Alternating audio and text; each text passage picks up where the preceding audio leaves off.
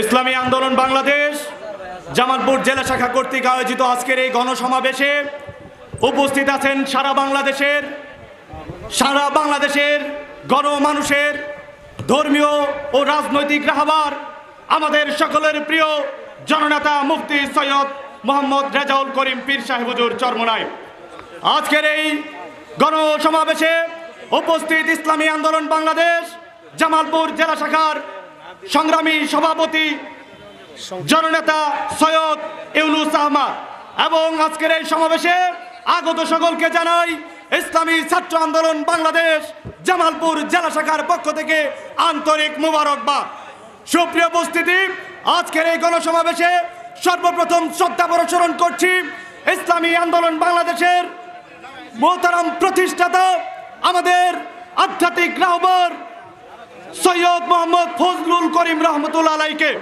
সেই সাথে আজকের এই গণসমাবেশে শ্রদ্ধা প্রদর্শন করছি বৈষম্য বিরোধী ছাত্র আন্দোলনের সকল শহীদদের এবং তাদের আত্মার মাগফিরাত কামনা করছি। সুপ্রিয় উপস্থিতি, আপনারা দেখেছেন আমরা যে এক নৈরাজ্যের মধ্য দিয়ে এই বাংলাদেশকে আবার দ্বিতীয়বার 36শে জুলাই স্বাধীন করেছি।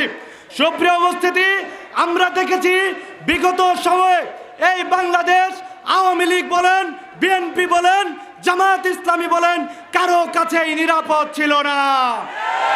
আমরা দেখেছি এবং বিশ্বাস করি আগামীর দিনে এই বাংলাদেশ একমাত্র পীর সাহেব চরমোনাইয়ের কাছেই নিরাপদ।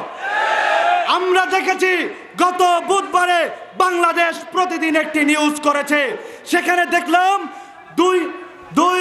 সেখানে ঋণ খেলাপির যে বিষয়টা উল্লেখ আছে, সেখানে দেখেছি 2,11,000 কোটি টাকা ঋণ খেলাপি।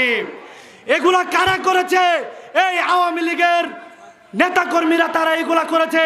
আমরা ইন্টারিম গভর্নমেন্টকে একটা উদাত্ত আহ্বান জানাতে চাই, আজকের এই গণসমাবেশের পক্ষ থেকে দ্বিতীয়বার যেন যে কোনো ধরনের সরকার যেন দ্বিতীয়বার ঋণ খেলাপি, অর্থ পাচার এইগুলা দ্বিতীয়বার আর করতে না পারে। আমরা আজকের এই সমাবেশ থেকে স্পষ্ট করে বলতে চাই, আগামীর বাংলাদেশ পীর সাহেব চরমোনাই হুজুরের বাংলাদেশ।